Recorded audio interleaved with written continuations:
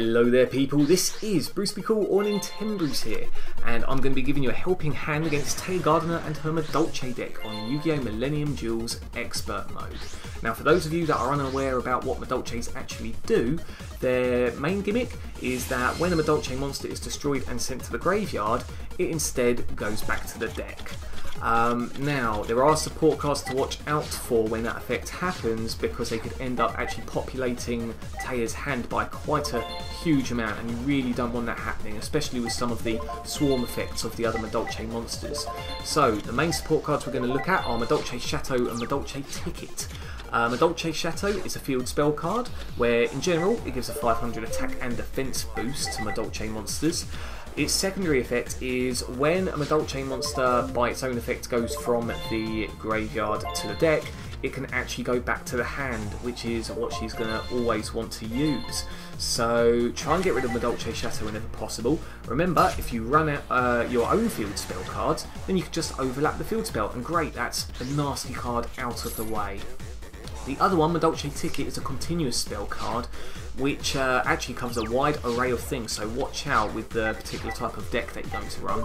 So when a Madolche card goes from the side of the field or graveyard to the hand or main deck by a card effect, then add one Madolche monster from the deck to the hand, and then if she's controlling a face-up Madolche fairy type, she can special summon that monster that she just gained. Plus side is she can only use that effect once per turn, but it's still an effect you don't want there for populating her hand and giving her options. So again, concentrate with back row destruction with, you know, Mystical Space Typhoon, Dust Tornado. Again, run your field spell as well against Chateau. Other than that, spells wise, she doesn't have much to worry about. I mean, she's got Dark Hole, Mystical Space Typhoons and Terraforming, but that's it for spells. Trap wise, there are 4 that, depending on your play style, that she might not even be able to use. So if there's a Madolche, if there's a monster in general just in her graveyard, she won't be able to activate her 2 Madolche Nights and her 2 Madolche Teabreaks. So just concentrate on that, don't worry about the side effect there. Although saying that, if you really can't, you know, make sure a monster goes into a graveyard, then just make sure you stop Madolche Puddingcess coming out, because that would then have a secondary effect, and you don't want that. Other than that, you've got to watch out for Solemn Warning, as per usual, and Madolche Lesson, that's quite nasty. So all she's got to do is return a Madolche monster from her graveyard back into the deck, and then all her current Madolche monsters get a permanent 800 attack and defense boost, which can be quite nasty. So on that front, if you're making sure on the opposite spectrum of Madolche Nights and Teabreak that there's no monsters in her graveyard, then she can't activate Madolche Lesson.